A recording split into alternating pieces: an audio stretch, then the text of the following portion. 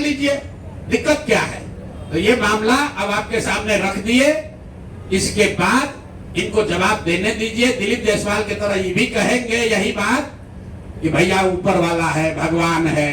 भगवान अगर आपके लिए है तो भगवान हमारे लिए भी है। भगवान अगर आपके हमारे लिए है तो उन गरीब लोगों के लिए भी है जिसका हक मार रहे हो, जिन लोगों को लूट रहे हो उनका भी है। और दिलीप जायसवाल और मंगल पांडे के साथ साथ जो अभी मुख्य सचिव डिजिग्नेट हैं प्रत्यय अमृत जी को क्लियर करना चाहिए कि उनके स्वास्थ्य विभाग के प्रिंसिपल सेक्रेटरी रहते हुए ये एम्बुलेंस का कॉन्ट्रैक्ट कैसे हुआ, क्यों 12 लाख 13 लाख का एम्बुलेंस आपने 19 लाख में पहले खरीदा, फिर उसी एम्बुलेंस को 27 लाख में खरीद रहे हैं, क्यों खरीद रहे हैं, क्यों टाटा मोटर को आपने डिस्क्वालीफाई किया, क्यों फोर्स मोटर को के ही सप्लायर को दिया गया है। इस पर प्रत्यय अमृत जी को भी बोलना चाहिए, इसलिए कि अभी आपको यहाँ मुख्य सचिव बनना है। 2 साल बिहार की जनता का आप पर भरोसा है, आप सबसे बड़े यहाँ के पदाधिकारी होंगे, तो आपको बताना चाहिए कि इसकी सच्चाई क्या है।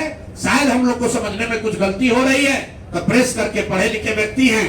कल हम कहीं पढ़ रहे थे कि बहुत पढ़े लिखे व्यक्ति है, हिंदू कॉलेज में पढ़े हैं, पढ़ने में बहुत मेधावी रहे होंगे तभी IAS है।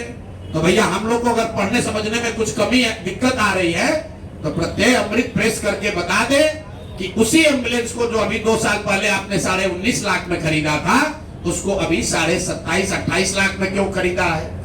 जिसको आपने कॉन्ट्रैक्ट दिया उसने कॉन्ट्रैक्ट का सारे वायलेशन किए हैं, फिर उसी एजेंसी को काहे दे रहे हो। स्वास्थ्य मंत्री तो हैं ही, लेकिन अधिकारियों को भी ध्यान रखना है। साइन भैया फाइल पर आप ही कर रहे हो, मंत्री नहीं कर रहा है। तो अगर आप पकड़े, पशुपालन घोटाला में लोग पकड़े गए तो नेता तो पकड़े ही गए, अधिकारी भी नापे गए। और बिहार में जो एक धारणा बन गई है कि लालू जी चोर है, भाई ठीक है लालू जी चोर है नहीं है, उसका आपने इल्जाम लगाया, कोर्ट ने उसका संज्ञान लिया, जांच हुआ, जो उनको सजा होनी थी हो गई।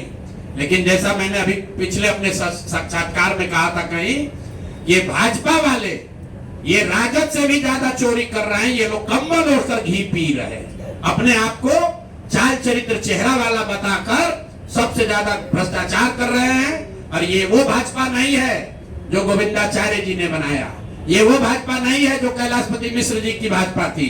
ये ठगों की, बदमाशों की, भ्रष्ट नेताओं की भाजपा है, और हम लोग इसको जनता के सामने ला रहे हैं। अब नेक्स्ट किस पर जारी होगा वो भी आपको बता देंगे। अब आपका कोई सवाल है तो कर लीजिए।